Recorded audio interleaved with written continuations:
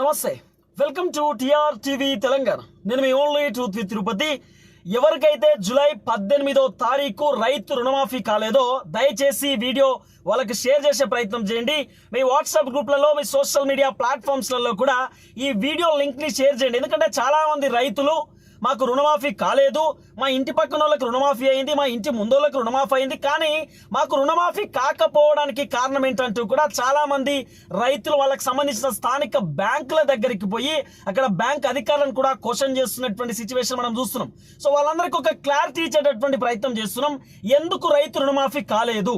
ఎందుకంటే కాంగ్రెస్ ప్రభుత్వం దాదాపు మొదటి విడతలో 7,000 కోట్ల రూపాయల బడ్జెట్ ని కేటాయించింది రుణమాఫీకి సంబంధించిన విషయంలో. 1,00,000 కంటే కింద ఎవరైతే రుణాలు తీసుకున్నారో డిసెంబర్ 2018 డిసెంబర్ 12వ తారీఖు తర్వాత రుణమాఫీ తీసుకున్నటువంటి వ్యక్తులకు మేము ఖచ్చితంగా మాఫీలు చేస్తామనేటటువంటి అంశాన్ని కాంగ్రెస్ ప్రభుత్వం తెరపైకి తీసుకొచ్చింది. తెలంగాణ ముఖ్యమంత్రి రేవంత్ రెడ్డి మొన్న జరిగింది కదా పార్లమెంట్ ఎన్నికలు, ఆ పార్లమెంట్ ఎన్నికలలో కొన్ని కీలకమైనటువంటి వ్యాఖ్యలు చేసిండు. ఆగస్టు 15వ తారీఖు లోపు 2 లక్షల రైతు రుణమాఫీ చేసేటటువంటి బాధ్యత కాంగ్రెస్ ప్రభుత్వం తీసుకుంటున్నది అంటూ కూడా చాలా క్లియర్ కట్ గా ఒక హామీని ఇచ్చేటటువంటి ప్రయత్నం కూడా రేవంత్ రెడ్డి చేసిండు. సో ఇప్పుడు బిగ్ క్వశ్చన్ ఏంటంటే రుణమాఫీ ఎందుకు కాలేదు, రుణమాఫీ జరగకపోవడానికి గల కారణం ఏంది, ఎక్కడ లోపమై ఉండొచ్చు అనేటటువంటి ఒక పెద్ద క్వశ్చన్ మార్క్ వినబడుతున్నది. అంటే దాదాపు 18,000 మంది రైతులకు రుణమాఫీ జరగలేదు. ఏది మొదటి విడతకు సంబంధించినటువంటి విషయంలో దాదాపు రుణమాఫీకి సంబంధించిన బడ్జెట్ 31,000 కోట్ల రూపాయలు. సుమారు 2 లక్షల రుణమాఫీకి సంబంధించినటువంటి రైతులు 70 లక్షల మంది రైతులున్నారు ఈ తెలంగాణ రాష్ట్రంలో. అదే 2018 డిసెంబర్లో 12వ తారీఖు కంటే ముందు తర్వాత, సో మొన్న రీసెంట్ గా 2023కు సంబంధించిన డిసెంబర్ 2వ తారీఖు వరకు, అంటే సుమారు బీఆర్ఎస్ పార్టీ 5 సంవత్సరాల పరిపాలన వీళ్ళు తీసుకున్న 70 లక్షల మంది రైతులు రుణాలు తీసుకున్నారు. బ్యాంకుల దగ్గర నుండి వాళ్ళ పట్టా పాస్బుక్లు పెట్టి, కొంతమంది వాళ్ళ పుస్తల తాడు పెట్టో లేకపోతే వాళ్ళకి సంబంధించిన బంగారం పెట్టి వాళ్ళు తీసుకొచ్చినటువంటి లోను సుమారు 70 లక్షల మంది ఉన్నారు. 2 లక్షల కంటే కింద లోన్ పెట్టుకున్నటువంటి వాళ్ళు. సో చాలా మంది రైతులకు ఒక ధీమా ఉన్నది, మాకు రుణమాఫీ అవుతుంది, ఖచ్చితంగా కాంగ్రెస్ ప్రభుత్వం మంచి చేస్తుంది అనేటటువంటి ఆలోచనలో కూడా ఉంటుండే. కానీ పెద్ద క్వశ్చన్ మార్క్ ఏంటంటే 18,000 మంది రైతులకు మొదటి విడతలో రుణమాఫీ కాలేదు. చాలా మంది రైతులు కలెక్టర్ ఆఫీసులకు పోతా ఉన్నారు, బ్యాంక్ అధికారుల దగ్గరికి పోతా ఉన్నారు. ఎవరైతే ఫార్మర్ కి సంబంధించినటువంటి కార్ప్ లోన్ కి సంబంధించినటువంటి అంశంలో ఎవరైతే అధికారులు ఉంటారో వాళ్ళ వెంబడి పడుతున్నారు. కొంతమంది అయితే దరఖాస్తులు పెట్టుకున్నటువంటి సిచ్యువేషన్ కూడా మనం చూస్తున్నాం. అయితే ఇక్కడ జరిగినటువంటి కొన్ని లోపాలు ఏంటంటే, అయితే వీళ్ళు ఎట్లా ముందుకు పోయినట్ట అంటే, బ్యాంకులకు సంబంధించినటువంటి అధికారులు ఫస్ట్ ఎవరెవరైతే లుస్కు లేకుండా, ఏ ఇష్యూ లేకుండా, ఏది లేకుండా సాఫీగా రుణమాఫీ తీసుకొని ఉన్నటువంటి వాళ్ళు ఎవరైతే ఉన్నారో ఫస్ట్ విడతలో వాళ్ళ పేర్లు టకాటక కొట్టిపడేసారు. బ్యాంక్ అధికారులు టకాటక వాళ్ళ పేర్లు ఇచ్చేసారు. సార్ వీళ్ళది క్లియర్గా ఉంది సార్, వీళ్ళు కొంత రిస్క్ ఉంది సార్, ఈ రిస్క్ ఉన్న వాళ్ళకి సెకండ్ మళ్ళీ చేద్దాము, రిస్క్ లేని వాళ్ళ పేర్లు టకాటక పెడదాం అనేటటువంటి ఆలోచనలో ఎవరెవరైతే రిస్క్ లేదో టక్కున వాళ్ళ పేర్లు పెట్టేసారు, వాళ్ళకి కొట్టిపడేసారు అమౌంట్ అంతా. అంటే వాళ్ళకు 1,00,000 రుణమాఫీ అయిపోయింది, 1,00,000 కింద ఉన్నటువంటి వ్యక్తులకు. సో చాలా మంది మాకు కూడా కాల్స్ చేస్తున్నారు, మెసేజ్ చేస్తున్నారు, అన్న మేము 30,000 లోనే తీసుకున్నాం, మా లోన్ మాఫీ కాలేదన్నా, మేము 70,000 తీసుకున్నాం, 70,000 లోన్ మాఫీ కాలేదన్నా అంటూ కూడా చాలా మంది అడుగుతున్నారు. సో కొంత బ్యాంకులో లోపం జరిగిందని ఒక పాయింట్ రేజ్ అవుతున్నది. సో ముఖ్యమంత్రి రేవంత్ రెడ్డి బ్యాంక్ కి సంబంధించిన అధికారులతో కూడా డిస్కస్ చేసేటటువంటి ప్రయత్నం చేసిననే ఒక చర్చ వినబడుతున్నది. తర్వాత కలెక్టర్లతో కూడా డిస్కస్ చేశాడు అనేటటువంటి చర్చ కూడా వినబడుతున్న పరిస్థితి. లోపం ఒకటి బ్యాంక్ అధికారుల దగ్గర. సో కొన్ని టెక్నికల్ ఇష్యూస్ వల్ల మీ పేర్లు ఆ లిస్ట్ లో లేదు అనేటటువంటి ఒక అంశం. తర్వాత రెండో అంశం ఏంటంటే, ప్రతి ఇంట్లో ఒక్కళ్ళకి మాత్రమే రుణమాఫీ జరుగుతుంది అనేటటువంటి అంశం కూడా చాలా క్లియర్ కట్ గా తెరపైకి వచ్చింది. అయితే ఒకే రేషన్ కార్డు ఇద్దరు తీసుకున్నారు, ఒకే పాస్ పుస్తకము మీద ఇద్దరికి వచ్చే అవకాశం లేదు కాబట్టి రేషన్ కార్డు ఇంట్లో ఒక్కళ్ళకే ఉంటుంది కాబట్టి ఆ రేషన్ కార్డు పేరిట వాళ్ళ ఇంట్లో ఇద్దరికి రుణాలు మాఫీ రుణాలు తీసుకున్నారు. ఆ ఇద్దరు పేర్ల పైన రుణాలు ఉండడం వల్ల కూడా, రేషన్ కార్డు ఒకటే ఉండడం వల్ల కొంత రుణమాఫీ జరగలేదేమో, అంటే బ్యాంక్ లో కరెక్ట్ గా వీళ్ళు చూడలేదేమో, తర్వాత రేషన్ కార్డుకు సంబంధించిన లోపం కూడా ఉండొచ్చు అనేటటువంటి ఒక చర్చ కూడా వినబడుతున్నది. ఫర్ ఎగ్జాంపుల్ మీకు చాలా క్లియర్ గా డీటెయిల్ గా చెప్పేటటువంటి ప్రయత్నం చేస్తా. మా ఇంట్లో మాకు కూడా రుణమాఫీ కాలేదు, మా నాన్న కూడా నాకు ఫోన్ చేశారు, నువ్వు మంచిగానే మాట్లాడుతున్నావు కానీ రుణమాఫీ అయితే లేదురా బిడ్డ, మనకు కూడా కాలేదు, ఎట్లా కథ అంటే, ఒకసారి బ్యాంకు పోయిరా నాన్న అని చెప్తే బ్యాంకుకు సంబంధించిన అధికారులు కూడా చాలా క్లియర్ గా చెప్పినారట. వాళ్ళు చెప్పిన అంశం ఏంటంటే, మీ ఇంట్లో మీరిద్దరు ఉన్నారు. మా అమ్మ పేరు పైన ఏది రుణం ఉన్నది దాదాపు 1,20,000 ఏదో ఉన్నది. తర్వాత మా నాన్న పేరు మీద 70,000 80,000 ఉన్నది. అయితే మా నాన్న పేరు మీద కూడా కాలే, మా అమ్మ పేరు మీద కూడా మాఫీ కాలేదు. సరే అది సెకండ్ విడత, కానీ ఫస్ట్ విడతలో 70,000 కావాలి కదా, కాలేదు. ఏం జరిగిందని ఆరాధిస్తే ఒకటే రేషన్ కార్డు పైన రేషన్ కార్డు పెట్టుకొని, సో రేషన్ కార్డు కూడా ఇంప్లిమెంటే కదా, రేషన్ కార్డు పెట్టుకొని, సో అక్కడ పటా పాస్బుక్ పెట్టుకొని వీళ్ళు రుణాలు తీసుకున్నారు, లోన్ తీసుకున్నప్పుడు ఏమైంది, సో ఇద్దరు పేరు మీద ఉన్నది.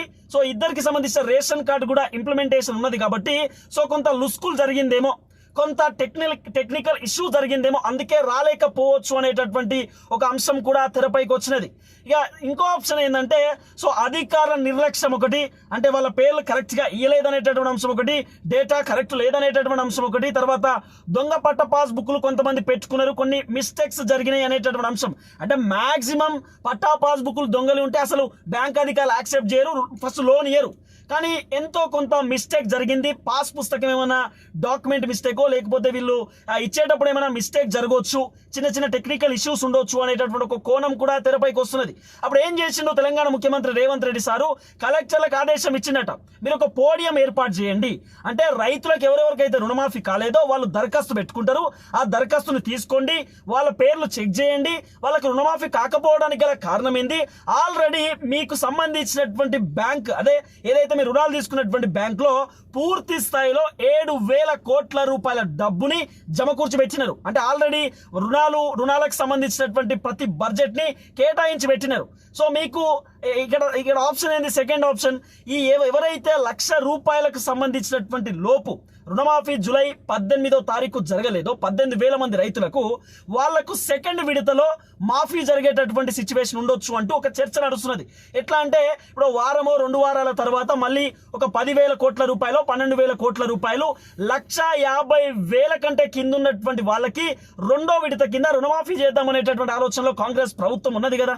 సో రేవంత్ రెడ్డి డిసిషన్ ఏందట అంటే ఈ 18,000 మంది రైతులకు ఎవరెవరికైతే రుణమాఫీ జరగలేదో వాళ్ళ పేరు పూర్తి స్థాయిలో మీరు నోటిఫై చేయండి, ఎంక్వైరీ చేయండి, పూర్తి స్థాయిలో చెక్ చేయండి, వాళ్ళు ఎందుకు జరగలేదు, జరగకపోవడానికి గల కారణం ఏంది, ఎక్కడ మిస్టేక్ అయింది, ఎక్కడెక్కడ కరెక్ట్ చేయాలా, ఎక్కడెక్కడ ఎడిట్ చేయాలనేటటువంటి ప్రతి అంశం పైన ప్రత్యేక దృష్టి పెట్టి పూర్తి స్థాయిలో ఎంక్వైరీ చేసి సో అక్కడ ఏమైనా లుస్కులు ఉంటే ఏమైనా చిన్న మిస్టేక్స్ ఉంటే దాన్ని సరిదిద్ది నెక్స్ట్ అంటే వచ్చేటటువంటి ఏదైతే జరగబోతున్నటువంటి ఏదైతే అంశం ఉన్నదో సెకండ్ విడత 1,50,000కు సంబంధించిన మాఫీలో ఈ 18,000 మందికి సంబంధించినటువంటి లిస్టును కూడా యాడ్ చేసేసేయండి.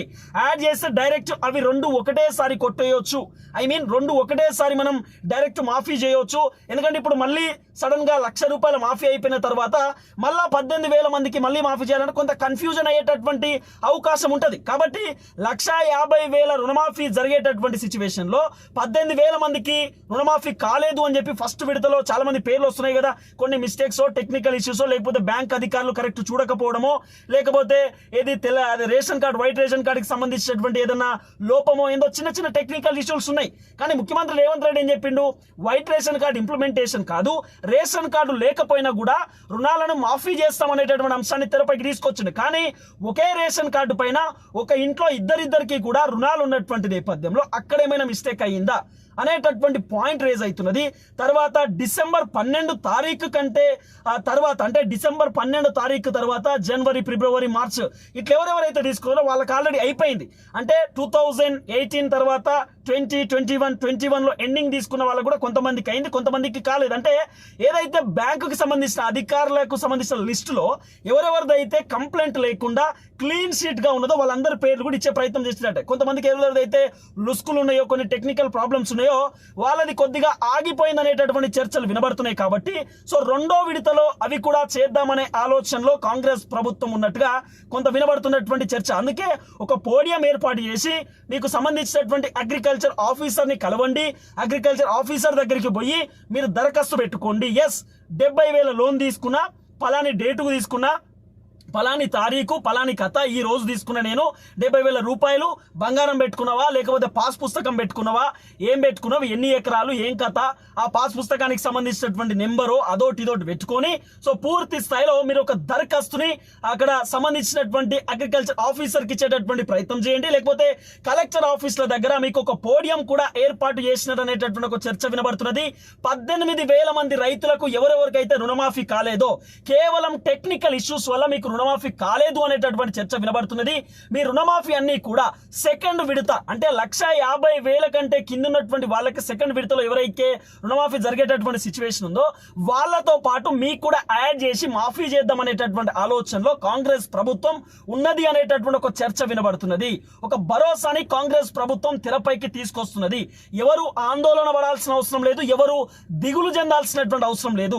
కొన్ని టెక్నికల్ ఇష్యూస్ రావచ్చు. సో ఆ టెక్నికల్ ఇష్యూస్ లో దాదాపు 18,000 మంది రైతులలో సుమారు ఒక 6 నుండి 7,000 మంది రైతులకు కొన్ని టెక్నికల్ ఇష్యూస్ విపరీతంగా ఉన్నది. అవన్నీ కూడా సార్ట్ అవుట్ చేసేటటువంటి ప్రయత్నం అధికారులు చేస్తున్నారు అనేటటువంటి ఒక కోణాలు వినబడుతున్నాయి. కాబట్టి ముఖ్యమంత్రి రేవంత్ రెడ్డి కూడా సో నెక్స్ట్ జరిగేటటువంటి సెకండ్ విడతలో మనం చేద్దాము అనేటటువంటి ఒక నిర్ణయాన్ని తీసుకోవడం అనేటటువంటి ఒక చర్చ వినబడుతున్నది. చాలా టెక్నికల్ ఇష్యూస్ ఉన్నాయనే వార్త మాత్రం వినబడుతున్న పరిస్థితి. సో చాలా మంది రైతులు ఆందోళన పడుతున్నారు. మీరు బ్యాంకులకు ఎట్టి పరిస్థితుల్లో మీరు బ్యాంకులో పోయి అధికారులను అడుగుతా ఉన్నారు ఏమైంది ఎందుకు కాలేదని. మీరు దరఖాస్తు పెట్టుకోండి, కాంగ్రెస్ ప్రభుత్వం చెప్తా ఉన్నది. మీరు దరఖాస్తు పెట్టుకోండి. కలెక్టర్ ఆఫీస్ దగ్గర మీకు ఒక సపరేట్ గా రైతు రుణమాఫీ కాని వాళ్ళకి ఒక పోడియం ఏర్పాటు చేసినారు. అక్కడ పోయి అగ్రికల్చర్ ఆఫీసర్ ని కలవండి, కలెక్టర్ ని కలవండి, కలెక్టర్ కు ఒక నోటీస్ పెట్టుకోండి. కలెక్టర్ దగ్గరికి పోయి ఎందుకు కాలేదో ఒకసారి అడిగేటటువంటి ప్రయత్నం చేయండి. ఎందుకంటే చాలా మంది రైతులు ఏం చేయాలో అర్థం కాని సిచ్యువేషన్ లో మీ సేవలకు పోతా ఉండరు. మీ సేవలు కాదు, మీరు పోతే కలెక్టర్ ఆఫీస్ లేదా అగ్రికల్చర్ ఆఫీసర్ ని కలవండి. మీకు సంబంధించినటువంటి ఎక్కడైతే దరఖాస్తు పెట్టుకునే అవకాశం ఉందో అక్కడ ఫస్ట్ దరఖాస్తు పెట్టుకునేటటువంటి సిచ్యువేషన్ ఏర్పాటు చేయండి. సో ఇది చాలా క్లియర్ గా వినబడుతున్నటువంటి అంశం. రుణమాఫీ పైన అనేకమైనటువంటి కోణాలు తెరపైకి వినబడుతున్నవి. 70,000 కాలేదు, 30,000 కాలేదు అని చెప్పి మాకు కూడా చాలా మంది క్వశ్చన్ చేస్తున్నారు. మాకు కూడా చాలా మంది ఫోన్లు చేస్తున్నటువంటి నేపథ్యంలో మేము కూడా కొంత కనుక్కునేటటువంటి ప్రయత్నం చేసినాం. ఎందుకంటే పబ్లిక్ ఒక మెసేజ్ ఇవ్వాల్సినటువంటి అవసరం ఉంటుంది. ఎందుకంటే నాకు కూడా కాలే, మా నాన్న పేరు మీద మా అమ్మ పేరు మీద రుణమాఫీ ఉన్నది. సరే వాళ్ళకు 1,30,000 అమ్మ పేరు మీద ఉంటే నాన్న పేరు మీద 70,000 80,000 ఉన్నది. నాన్నకు కూడా కాలే.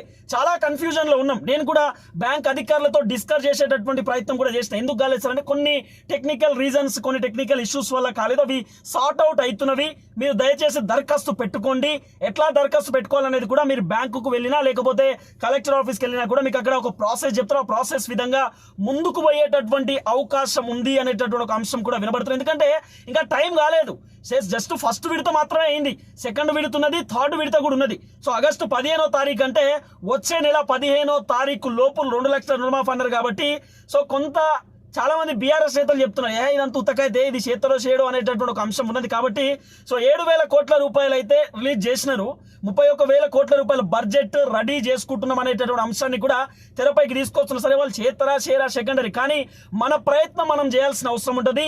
మనకు మాఫీ కావాలి కాబట్టి మన వంతు ప్రయత్నం మనం చేద్దాం. ఖచ్చితంగా మీరైతే ఒక దరఖాస్తు పెట్టుకోండి. ఆ దరఖాస్తుని చాలా క్లియర్ గా అధికారులకు ఇచ్చే ప్రయత్నం చేయండి. కాకపోతే ఫర్దర్ గా మనం ఖచ్చితంగా ఫైట్ చేయాల్సినటువంటి అవసరం ఉంటుంది, కావాల్సిన సిచ్యువేషన్ ఉంటుంది. ఎందుకంటే ఏమైనా లుస్కులు ఉంటే ఏమైనా అటు ఇటు ఉంటే చేయలేకపోవచ్చు. కానీ చాలా క్లియర్ గా ఉన్నప్పుడు చేయాల్సినటువంటి బాధ్యత అధికారుల పైన ఉంటుంది. కాబట్టి సో చాలా క్లియర్ గా చేద్దాము అనేటటువంటి నిర్ణయాలు కూడా కాంగ్రెస్ ప్రభుత్వం తీసుకుంటున్నది.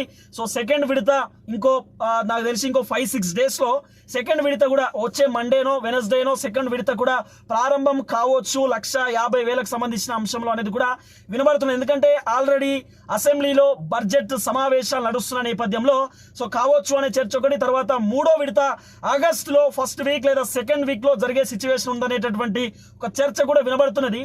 ఆల్మోస్ట్ కాంగ్రెస్ ప్రభుత్వం చేద్దాము అనే ఆలోచనలో ఉన్నారు. కానీ చాలా మంది రైతులకు దాదాపు 70% రైతులకు నమ్మకం ఉన్నది. ఒక 40% ఏమో నాకైతే డౌటే అనేటటువంటి ఆలోచనలో కూడా ఉన్నారు. కానీ చేయాలని మనం కూడా కోరుకుంటున్నాం. ఎందుకంటే రైతే దేశానికి వెన్నుముక అని అంటారు.